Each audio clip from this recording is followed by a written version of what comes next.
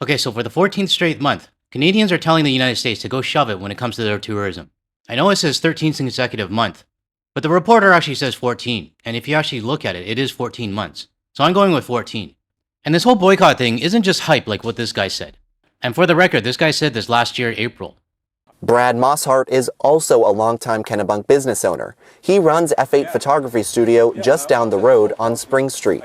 He says he has lots of clients that are Canadian, and he's heard from plenty that they will continue to come.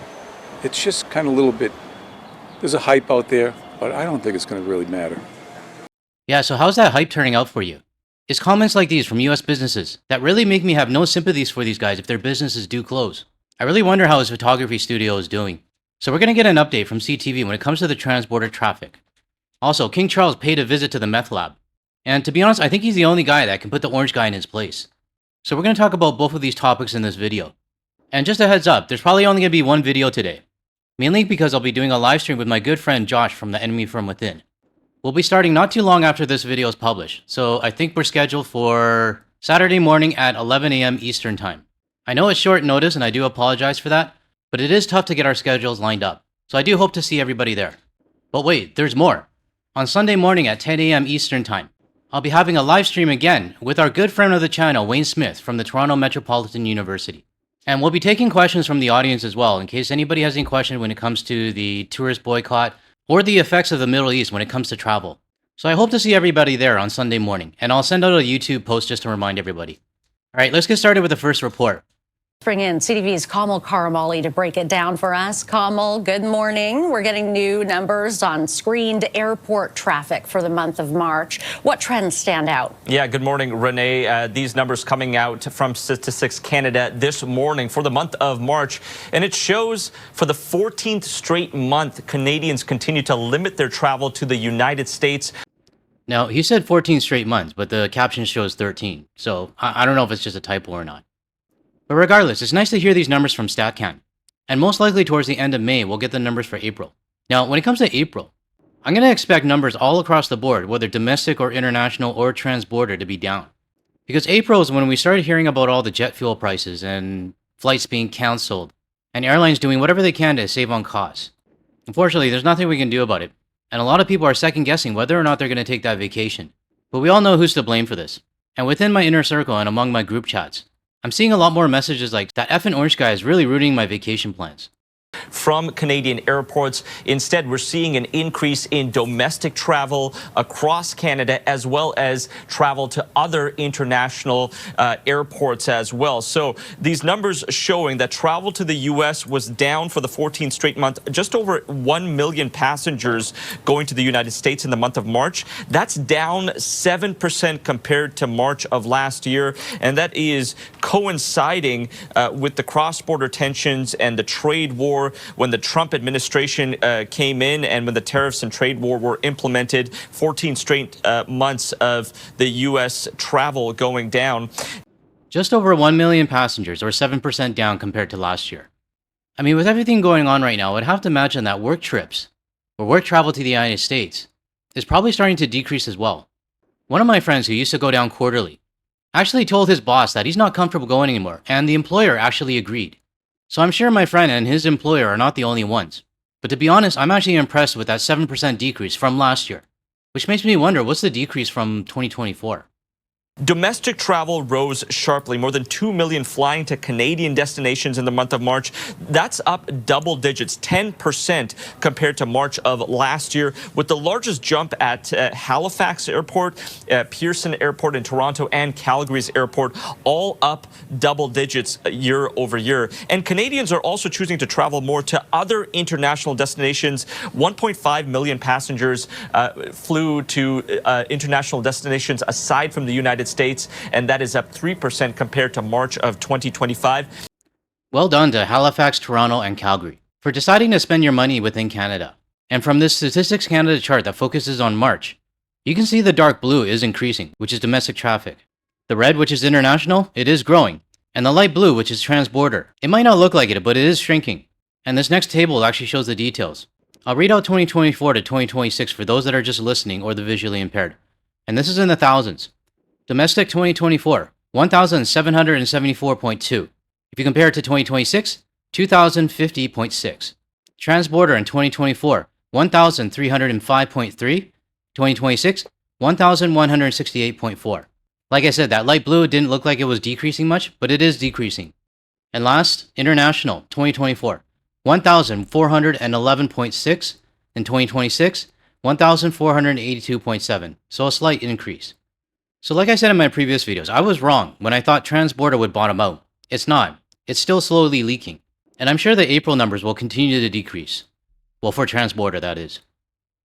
Renee, it was higher in January, jumping up 12% year over year in 2026 January. But we also know March was the month that the Strait of Hormuz closed, and Canadian travelers decided to be a little bit more cautious and hold back on their travel plans. So that could be playing a role on why we didn't see as high of a jump in March year over year for international travel compared to February and January. So I really don't know what the future holds for travel. I mean, it really depends on what the orange idiot says and does. He could definitely make things a lot worse for the entire world. But it's definitely good to see Canadians are still holding strong. And my prediction for the April numbers? My guess is travel is going to be down across the board. But then again, I'm not an expert.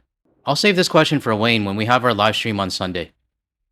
Now I want to move on to this next part, and it talks about Canada's head of state, King Charles, who paid a visit to the United States. And to be honest, I think he's one of the only people in the world that can put the orange guy in his place. Is to reaffirm tonight the basis on which our partnership has been built. Now, the King's comments are not off the cuff. They are carefully choreographed, not to offend, but also pushing back against the record. Scott Lucas is a professor of international politics at University College Dublin and joins us now. Scott, good morning to you.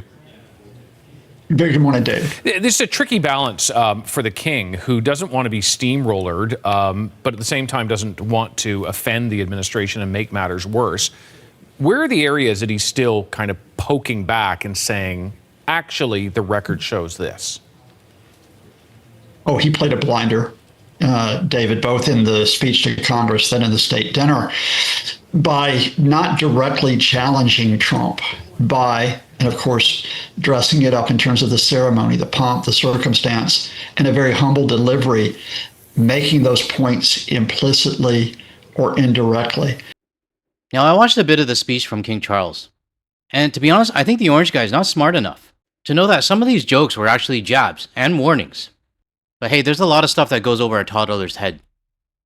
So, for example, let's go through a list of a few of them. Reaffirming the fact that the U.S. and Europe need their alliance, not just the UK, but also Europe. When you have a Trump administration which has actively broken that alliance, and indeed when you have Trump officials trying to break up the EU, affirming the importance of NATO, which he will do again today with the 9/11 commemoration, when NATO, of course, supported the United States, reaffirming the need for effective action regarding the climate and environment, given a Trump administration which is actually destroying climate and environmental policy by referring to America's natural resources, actually challenging the notion of unlimited executive power with the Trump administration that's pursuing it by referring back to the Magna Carta, and then even saying in that very broad sense, this high regard for American values, but actions matter too. Now, if you actually watched King Charles' speech, and you saw the body language of the orange idiot, he was like a little kid meeting his idol.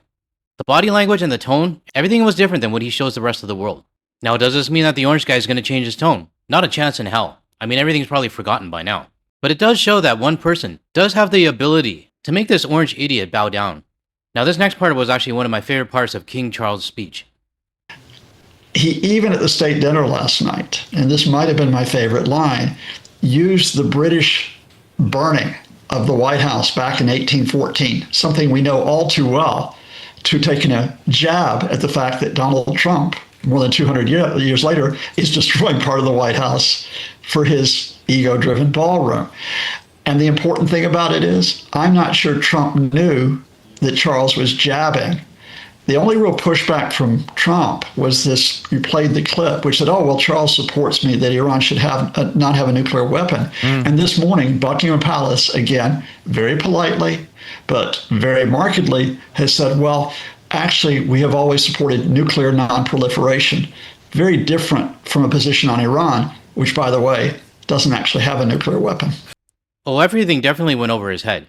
And I am glad that King Charles did mention 1814. But I want to play a clip from King Charles' speech, where he actually talks about the FIFA World Cup, and that by right, he is the co-host. Not like my co-host, but co-host because he is the head of state of Canada. And in sport, in just a few weeks, the United States and Canada will be among those to welcome the world as hosts of the FIFA World Cup. So in one sense, Mr. President, as heads of state, we are joint hosts.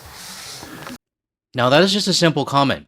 And I think a lot of people in that room right now, I mean, especially if they're Orange Guy supporters, probably didn't understand what it meant. But the way I read it and the way I heard it, is King Charles reaffirming that he's still the head of state of Canada, and to remember that moving forward when he thinks about threatening Canada again. Now, obviously it went over the Orange Guy's hair, or got stuck in it, but I am happy that King Charles did mention this. It is subtle, but it had to be said. Now, I don't know if this will have any effect moving forward. I mean, I've seen some videos where some people are saying that the Orange Guy will stop his annexation threats on Canada. I don't think that's going to be the case. But if there is a day that comes when the Orange Guy does threaten Canada, or worse, even invade, if Canada does need assistance, I have a gut feeling the King will intervene. Or at least I hope so. So let me know your thoughts below. Do you think the Orange Guy understood any of these jabs that King Charles threw out? And if shit really hit the fan, do you think King Charles will do anything to intervene? Now, I'm not an expert when it comes to the royal family. I know they just, they're not too involved in politics. But I have been curious on this. So if there are any experts watching this that know about the monarch and what they can and can't do, let me know below. Now lastly, just another gentle reminder on the petition that I'm going to be featuring on my channel. This petition revolves around ICE and HSI activity on Canadian soil. With everything going on right now, I'm not comfortable with it, and I'm sure many other Canadians are as well.